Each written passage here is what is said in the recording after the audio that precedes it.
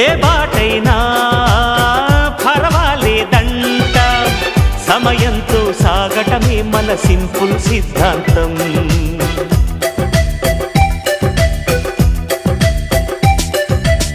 చిరుగాలికి పరిమళమిచ్చే సిరిమల్లెల వనమై ఉందాం, గగనాన్ని నేలను కలిపే హరివిల్లుల బంతెన అవుదాం.